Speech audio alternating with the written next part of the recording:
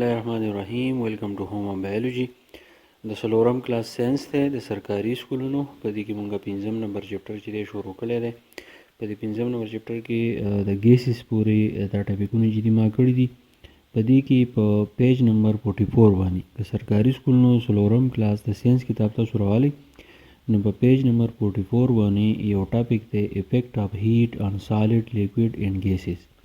د دې ټاپک مطلب دا دی چې څه څیزونه داسې چې هغه سخت وي هغې ته موږ سالډ وایو، او څه څیزونه داسې چې هغه شکل د اوبو په شان یا د اوبو په شان خصوصیات وي نو هغې ته موږ مایع ورته وایو، او موږ ورته لیکوډ چې دی دا ورته وایو په انګلیش کې، او بل دی ګیسز. نو هغه څیزونه چې هغه موږ نه نو دا درې قسمه څیزونه دي. دا د میټر حالتونه دي، یو سالډ دی، لیکوډ دی، ګیس دی.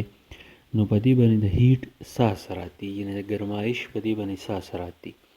No matter can be changed from one pound to another by heating. یاد ساتئ که فرض که زموږ سره سالډ دی، لیکوډ دی یا ګیس دی، خو چې کله په دې باندې موږ هیټ اپلای کړو نو هغه د یو حالت نه بل حالت ته چې دی بدلیږي. دوی یو مثال ورکړلی چې put some ice cubes solid in a pot, heat it on spirit lamp or candle, watch what happen.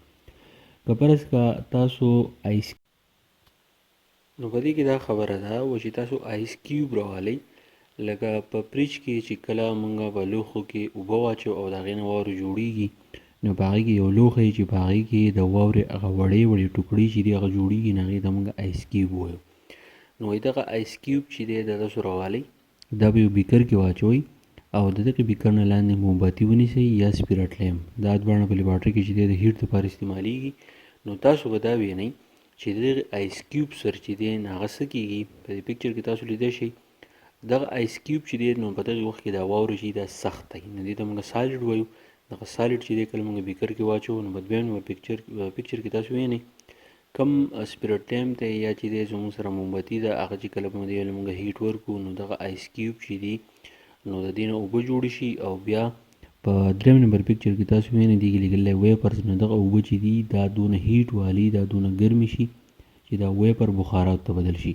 نو اوس په دې کې مونږ چې کله د واورې ته مونږ هیټ اپلای کو نو په دې وخت کې د سالډ و، خو د سالډ حالت نه دی بدل شو اوبو ته په دې دویم نمبر پکچر کې، او د اوبو نه دی بدل شو ګیس ته. نو دې مطلب دا دی چې کوم سالډ دی، لیکوډ دی او ګیسز دی نو هغه د یو حالت نه بل حالت ته چې دی بدلیږي.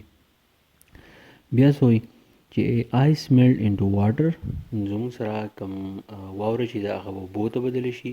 when water is heated further، که دغه اوبه تاسو مزید دیله چې دی تاسو هیټ ورکئ it starts boiling، نو دا به خودکار شروع کی. ببلز آر فارم، په دې باندې پاسه ډومبقي شاندې جوړ شي. نو هغه ډومبقي چې دي هغې ته موږ ویپرز وایو، ځکه چې کله موږ اوبو له هیټ ورکوو نو په دې دا هیټ چې دی هغه په دې په مالیکیول کې چې ټرانسفر کیږي، چې کله د له پاسه سر ته راشي او د له پاسه د اوبو کم ته چې دی دا کله ګرم شي نو په دې کې انرژي پیدا کیږي، او انرژي د وجې نه د اوبو دا کم پارټیکل چې دي نو دا له پاسه چې دی ګیسز حالت ته بدلیږي. نو دیز ببل ریچ د سرفیس اینډ اسکیپ ایز ویپرز انټو ایر، نو لاندې نه دا بړبړقي ببل چې دی دا جوړ شي او دا له پاسه د اوبو د له پاسه سطحې ته لاړ شي او د هغې نه بیا د ګیس حالت ته چې دی بدلیږي. لاندې یو ټیبل ورکړلی چې پراپرټیز خصوصیات چې دي هغه د سالډ، لیکوډ او ګیس چې دي څه دي. نو دا درې کلمونه ورکړلي، بیا یې لیکلی سټیټس اف میټر. سټیټس اف میټر تاسو کې سالډ، لیکوډ، ګیس درې حالتونه دي. بیا لیکلی شیپ چې د سالډ، لیکوډ او ګیس چې دی څه حالتونه دي. نو بیا ورکړلی والیوم چې د دې وزن چې دی هغه څنګه حساب کتاب وي. نو اول دی سالډ، نو سالډ چې دی پیکس شیپ دی، نو دا خپل شکل چې دی نه بدلی، مطلب یو سخت چیز دی بس د هغې شکل هغه شان دی تر څو چې موږ بدل کړی نه. او پیکسډ والیوم د دې وزن چې دی هغه په هر ځای کې چې دی هغه عقبه‌ایي د بدلیږي را بدلیږي. نو بیا لیکوډ دی، نو لیکوډ چې دی نو پیکس شیپ، مطلب اوبه چې دي هغه تاسو پیاله کې واچوئ نه دی یو شانتې شکلي، تاسو په جام کې واچوئ د هغې بل شانتې شکلي. او بیا د پیکسډ والیوم او د دې والیوم هم پیکس دی، مطلب د دې وزن چې دی که په هر لوښي کې تاسو والئ نه هغه وزن به وي او هغو نه ځای چې دی نه هغه به نیسي. بیا د ګیس، نو پیکس شیپ، ځکه چې د ګیس چې د پیکسډ شیپ نشته د هغې وجه دا ده چې ګیس مالیکیول د یو بل نه لرې تښتي را تښتي، نو دې د وجې نه دې خاص شکل چې دی نشته. او نو پیکسډ والیوم، او د که فرض کړه موږ په سلینډر کې بند کړو نو دا د سلنډر کوم والز چې دی موږ د کانټینر وایو د هغې سره چې دی دا مومنټ کوي نو دې والیوم چې دی دا چې څونه ځای ګیري نه هغه فکس نه دی ځکه چې ګیس مالیکیول چې دی هغه تښتي. بیا لیکل چې ډو یو نو if we cool steam gas it changes into water که پرس ګاز زموږ سره سټیم دی سټیم موږ دې ته وایو د اوبو نه چې کوم تپ چوتېږي نو دا ډېر زیات ګرم وي که دغه تپ چې دی دا موږ یخ کړو دی نو واپس اوبه جوړېږي.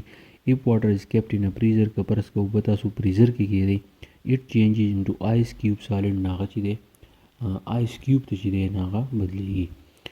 نو دا و افیکټ اف سالډ لیکوډ اینډ ګیسز چې په سالډ باندې لیکوډ باندې او ګیسز چې د احساس اثرات دي. کلاس 4 ماشومان زه امید کوم دې به تاسو پوه شوي یې په دې به چې ورپسې لیکچر چې دی نو هغه به انشاءالله زه ډېر زر اپلوډ کوم. خپل ویډیو یې ماته ضرور راکړئ. تھینک یو ډېره مننه.